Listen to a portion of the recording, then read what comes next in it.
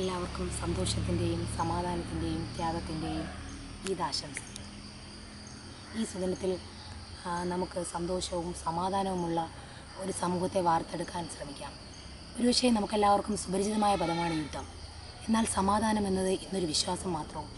ഈ അടുത്ത കാലത്തായി നാം ഏറ്റവും കൂടുതൽ കേട്ടുകൊണ്ടിരുന്നതും ചർച്ച ചെയ്തുകൊണ്ടിരുന്നതുമായ ഒന്നാണ് പാലസ്തീനിന്മേൽ ഇസ്രായേൽ നടത്തിയ അധിനിവേശവും കൂട്ടക്കുരുതിയും. നാം കണ്ടതാണ് അവിടെ പിടഞ്ഞു വീണ ഒന്നുമറിയാത്ത നിരപരാധികളായ കുരുന്നു ജീവനുകൾ, യുവാക്കൾ, യുവതികൾ, വൃദ്ധർ, ഭാവിയുടെ വാഗ്ദാനങ്ങൾ. ഇപ്പോഴത്തെ ഇസ്രായേൽ ആക്രമണത്തിൽ ലോകം ഏറ്റവും വേദനയോടെ ഓർക്കുന്ന രണ്ടുപേരാണ് അഹദ് സഖൂത്ത് എന്ന പാലസ്തീൻ ദേശീയ ഫുട്ബോൾ താരത്തിൻ്റേതും ബേബി ഷൈമ എന്ന 5 ദിവസം മാത്രം പ്രായമായ പെൺകുഞ്ഞിൻ്റേതും. ബേബി ഷൈമ, അവൾ ഗാസയിലെ അത്ഭുത ശിശുവായിരുന്നു. ഇസ്രായേൽ വ്യോമാക്രമണത്തിൽ കൊല്ലപ്പെട്ട യുവതിയുടെ ഉദരത്തിൽ നിന്നും ഡോക്ടർമാർ അതിവിദഗ്ധമായി പുറത്തെടുത്ത ചോരക്കുഞ്ഞ്. ഗാസയുടെ ജീവനാഡിയായിരുന്ന വൈദ്യുത നിലയം ഇസ്രായേൽ തകർത്തതാണ് ഇൻക്യുബേറ്ററിൽ പരിപാലിച്ചു പോകുന്ന പെൺകുഞ്ഞിൻ്റെ മരണത്തിനിടയാക്കിയത്. അതുപോലെ ലോകം കണ്ട മഹായുദ്ധത്തിൽ അമേരിക്ക ഹിരോഷിമയ്ക്ക് മേൽ അഗ്നി വർഷിച്ചപ്പോൾ എരിഞ്ഞടങ്ങിയ ജീവനുകളുടെ കൂട്ടത്തിലുമുണ്ടായിരുന്നു ആ രാജ്യത്തിൻ്റെ സകല പ്രതീക്ഷകളുമായി കായിക പരിശീലനത്തിൽ ഏർപ്പെട്ടുകൊണ്ടിരുന്ന ഒരു പെൺകുട്ടി, സഡാക്കോ. അവളിലേക്കാണ് ഞാൻ നിങ്ങളെ കൊണ്ടുപോകാൻ ആഗ്രഹിക്കുന്നത്.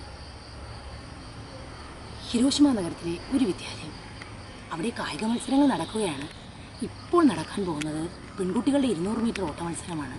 ദേ, സ്വർണ്ണ കമ്പി പോലൊരു പെൺകുട്ടി മറ്റു കുട്ടികളെ പിന്നിലാക്കിക്കൊണ്ട് അതിവേഗം മുന്നോട്ട് കുതിച്ചു പായുന്നു. പേടമാൻ കിടാവ് പോലെ അവൾ ഓടുമ്പോൾ അവളുടെ കാലുകൾക്ക് ചിറകുമുളച്ചെന്നു തോന്നും.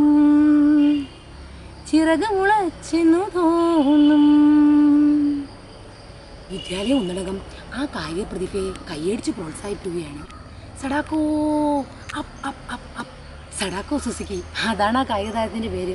സഡാക്കോ ഒരു മാൻപേടയെ പോലെ ഓടി മുന്നേറുകയാണ്. മൺതരികളെപ്പോലും കോരിത്തരിപ്പിച്ചുകൊണ്ട് ആ 12കാരിയുടെ മാന്ത്രിക കാലടികൾ ട്രാക്കിൽ തുരിതരാ പതിയുന്നു. അതാ അവൾ ലക്ഷ്യസ്ഥാനത്തേക്ക് അടുക്കുന്നു. അവളുടെ കാലുകൾ കുഴയുന്നു. കണ്ണുകളിലേക്ക് ഇരുട്ടു കയറുന്നു. ആകെ തളർന്നു തകർന്നു വീണോ മല, വാടിയ പൂമൊട്ടുപോലെ,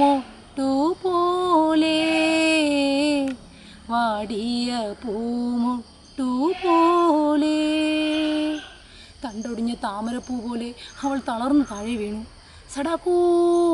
അവളുടെ പ്രിയപ്പെട്ട കൂട്ടുകാരി നടാശ മുന്നോട്ട് വിളിച്ചു. വാടിയ പൂമാല പോലെ കിടന്നൊരാ പൂടൽ വാരിയെടുത്തു തൻ കൈകളിൽ. ബോധശൂന്യായ പ്രിയതോഴിയെ ഒരു പൂമാല പോലെ അവൾ വാരിയെടുത്തു. സഡാക്കോ ആശുപത്രിയിൽ. ഡോക്ടർമാർ സഡാക്കോയെ പരിശോധിച്ചു. മണിക്കൂറുകൾ നീണ്ടുവന്ന വിശദമായ പരിശോധന. ഒടുവിൽ പ്രധാന ഡോക്ടർ മുറിക്ക് പുറത്തേക്ക് വന്നു. എല്ലാ കണ്ണുകളും ആ ഡോക്ടറുടെ മുഖത്താണ്. ആ നല്ലവനായ ഡോക്ടർ ഒന്നും ഓതുവാനരുതാതെ നിന്നുപോയി ശില പോലെ. നടാശ ഒരടി മുന്നോട്ട് വെച്ചു. ഡോക്ടർ സാർ, എൻ്റെ സഡാക്കോയ്ക്ക് എന്താണ് അസുഖം? പറയൂ സാർ, പ്ലീസ്. ഡോക്ടറുടെ നാവിൽ നിന്ന് ആ കറുത്ത അക്ഷരങ്ങൾ പുറത്തേക്ക് തെറിച്ചു വീണു. Leukaemia, blood cancer. പൊട്ടിക്കരഞ്ഞു തളർന്നമ്മ വീണുപോ. കൂട്ടുകാർ കണ്ണീർ തുടച്ചു കൈലേസിന. ഡോക്ടറുടെ ശബ്ദമേറുന്നു. ഈ കുട്ടിയെ കീഴടക്കിയ മാരക രോഗത്തിന് കാരണം അണുപ്രസരമാണ്, ആറ്റം ബോംബിൻ്റെ അണുവികിരണം. പ്രിയമുള്ളവരെ, ഈ കുട്ടി എങ്ങനെ അണുവികിരണത്തിന് ഇരയായി? അതറിയണമെങ്കിൽ 10 വർഷങ്ങൾ പിറകിലേക്ക് പോകണം. 1945. അന്ന് സഡാക്കോയ്ക്ക് 2 വയസ്സേ ഉള്ളൂ. ഹിരോഷിമ നഗരത്തിനോട് ചേർന്ന് കിടക്കുന്ന ഒരു ചേതോഹരമായ ഗ്രാമത്തിലാണ് ആ കുസൃതിക്കുരുന്ന് വളരുന്നത്. തീരങ്ങളെ വാരി വാരി പകർന്നുകൊണ്ട് താഴോട്ട് കുണിങ്ങി അകലുന്ന ഒരു തടിഞ്ഞിയുടെ തീരത്ത് ഒരു പൂമരത്തിൻ്റെ തണലത്ത്. കാണാം ചെറുതാ അകലെ നിന്നാലൊരു ചേണാർന്ന വീടും പരിസരവും, വാരിയെടുത്തുമ്മ വെച്ചോ മനിക്കുവാൻ ആരും കൊതിക്കുന്ന പെൺകിടാവും. ആ പിഞ്ചോമനയുടെ കൊഞ്ചലും ചിരിയും ഗ്രാമത്തെ മുഴുവൻ രോമാഞ്ചമണിയിച്ചു. ഇളം ചുണ്ടുകളിൽ നിന്ന് ഇതളിതളായി വിരിയുന്ന മലർച്ചിരി ആ മണിക്കുഞ്ഞിനെ വാരിയെടുത്തുമ്മ വെച്ചോമനിക്കുവാൻ ആരും കൊതിക്കും. 1945 ഓഗസ്റ്റ് 6 പ്രഭാതം, സമയം 8:15. ഹിരോഷിമ എന്ന അമേരിക്കൻ യുദ്ധവിമാനം കറുത്ത ചിറകുപെടുത്തി ഹിരോഷിമയ്ക്ക് മുകളിൽ പ്രത്യക്ഷപ്പെട്ടു. രക്തദാഹികളായ കാപാലികന്മാർ ലിറ്റിൽ ബോയ് എന്ന് ഓമന പേരിട്ട് വിളിച്ച അതിഭയങ്കരമായ അണുബോംബ് നഗരത്തിൽ പതിച്ചു. 1000 സൂര്യന്മാർ ഒരുമിച്ച് പൊട്ടിച്ചിതറി തെറിച്ചതുപോലെ അത്യുഗ്രമായ സ്ഫോടനം. ജീവരാശികൾ വെന്തു വെന്തു വീഴടിയുന്നു. വെന്തിരിയുന്ന മാംസവും തീപിടിച്ച വസ്ത്രങ്ങളുമായി സ്ത്രീകളും കുഞ്ഞുങ്ങളും വെള്ളമന്വേഷിച്ച് അലമുറയിട്ടോടുന്നു. 3,40,000 മനുഷ്യർ അതിഗ്രമായ ചൂടിൽ വെന്തുരുകി പുഴുക്കളെപ്പോലെ പിടഞ്ഞു പിടഞ്ഞു മരിച്ചു. ഹിരോഷിമ ഒരു ശവപ്പുറമ്പായി മാറി. സഡാക്കോയുടെ കുരുന്നു ശരീരം അണുവികിരണത്തിനിരയായി. മാരകമായ ബ്ലഡ് ക്യാൻസർ അവളെ കാർന്നു തിന്നാൻ തുടങ്ങി. അവളൊന്നും അറിയാതെ ഒരു പൂമ്പാറ്റയെ പോലെ തുള്ളിച്ചാടി നടന്നു. അവളുടെ കളിക്കൂട്ടുകാരിയാണ് നടാശ. ഒരിക്കലും പിരിയാത്ത പ്രിയ തോഴിമാർ, ഒരു ഞെട്ടിലങ്കുരിച്ച 2 പൂക്കൾ, ഇരുമയാണെങ്കിലുമായിണക്കിളികൾ, ഒരു മനസ്സായിരുന്നു ഒരേ വികാരം. ഒരിക്കലും പിരിയാത്ത ഓമന ചങ്ങാതിമാർ, ഒരു ഞെട്ടിൽ വിടർന്ന 2 പൂക്കൾ. വേനലും മഞ്ഞും മഴയുമായി കാലം പതുക്കെ കടന്നു പോയി.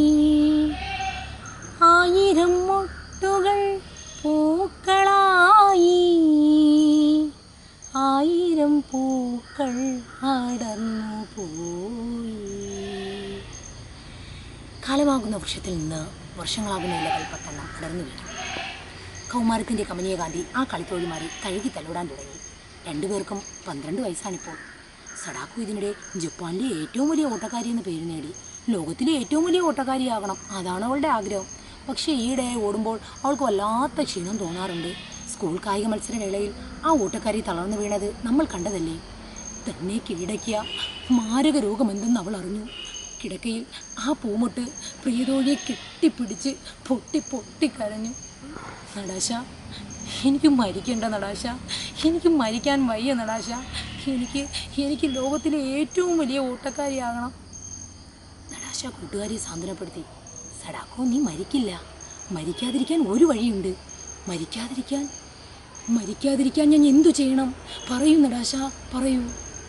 നടാശ കൂട്ടുകാരിയോട് ആ രഹസ്യം പറഞ്ഞു.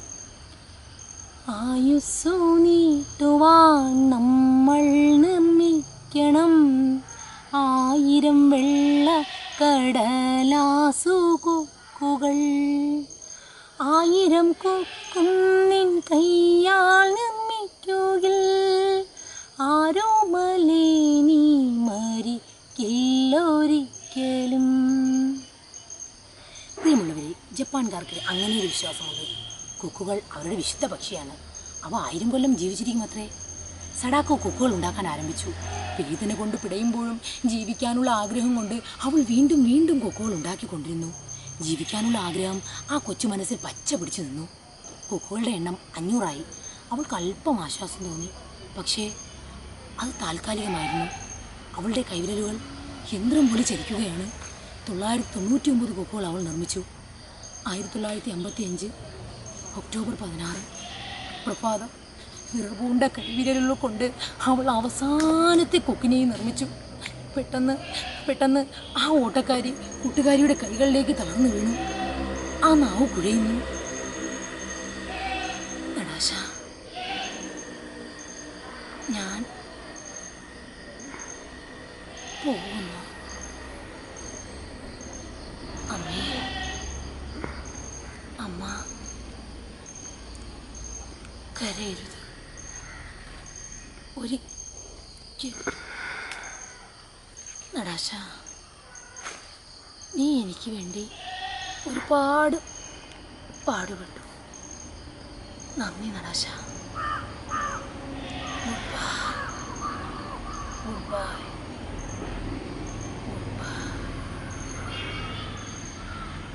യുദ്ധവും ഭീതിയും വൈരവുമില്ലാത്ത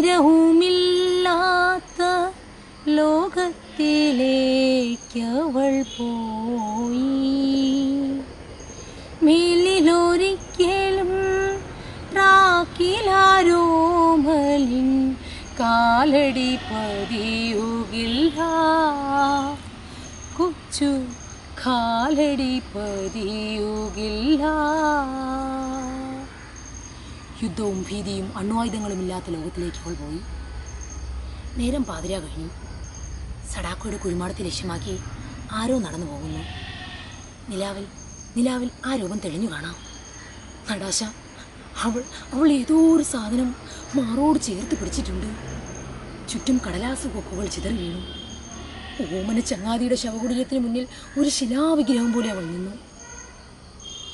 1000 കൊക്കുകൾ കാഴ്ച വയ്ക്കാം, തരൂ പകരമേനിക്കെൻ്റെ പ്രിയതോഴിയെ, പകരമേനിക്കെൻ്റെ പ്രിയതോഴിയെ, പ്രിയതോഴിയെ, പ്രിയതോഴിയെ. യുദ്ധം വിളവെടുപ്പ് ഉത്സവം പോലെ ആഘോഷിക്കുന്ന കാപാലികന്മാരെ, എത്ര സഡാക്കോമാരുടെ കുരുങ്ങു സ്വപ്നങ്ങൾ നിങ്ങൾ മൺപുതപ്പെട്ട് മൂടി. ഇനിയും നിങ്ങൾക്ക് തൃപ്തിയായില്ലേ? പക്ഷേ ഹിരോഷിമയിലെ കുട്ടികൾ ആ ഓട്ടക്കാരിയെ മറന്നില്ല. ഹിരോഷിമയിലെ സമാധാനോദ്യാനത്തിൽ സഡാക്കോയ്ക്ക് വേണ്ടി ഒരു സ്മാരകശില നിർമ്മിച്ചു. ആ സ്മാരകശിലയിൽ അവർ ഇങ്ങനെ എഴുതി വെച്ചു: ഈ ഭൂമിയിൽ സമാധാനം നിലനിർത്തുക. കോടിക്കണക്കിന് മനുഷ്യർ ഈ ഭൂമിയിൽ പട്ടിണി കിടക്കുമ്പോൾ കോടികൾ മുടക്കി ബോംബുണ്ടാക്കുന്ന കാടത്തത്തിനെതിരെ, കൊടും ക്രൂരതയ്ക്കെതിരെ ആ കുഞ്ഞുങ്ങൾ ധീരമായി പ്രതികരിച്ചു. അവരുടെ ശബ്ദം വിശ്വചക്രവാളങ്ങൾ പ്രതിധ്വനി പരമ്പരകൾ സൃഷ്ടിച്ചു. ഇനിയൊരു യുദ്ധം വേണ്ട, ഇനിയൊരു യുദ്ധം വേണ്ട, ഹിരോഷിമകളും നാഗസാക്കിയും ഇനി മണ്ണിൽ വേണ്ട, ഇനി മണ്ണിൽ വേണ്ട. സഹൃദയരെ, ഒരു ഓട്ടക്കാരിയുടെ കഥ അല്ല, ഒരു ഓട്ടക്കാരിയുടെ 1000 സ്വപ്നങ്ങൾ ഞെരിഞ്ഞമർന്ന കഥ ഇവിടെ ഇങ്ങനെ പൂർണ്ണമാകുന്നു. സഡാക്കോ, ബേബി ഷൈമ ഇവർ ഒരു രാജ്യത്തിൻ്റെ അല്ലെങ്കിൽ ഒരു ദേശത്തിൻ്റെ മാത്രം പ്രതീക്ഷകളായിരുന്നില്ല. ലോകം സ്നേഹത്തോടെ ആദരവോടെ കാണേണ്ടവരായിരുന്നേനെ. ഇവരെപ്പോലെ എത്രയോ നിരപരാധികൾ, പിഞ്ചു കുഞ്ഞുങ്ങൾ, ഭാവിയുടെ വാഗ്ദാനങ്ങൾ.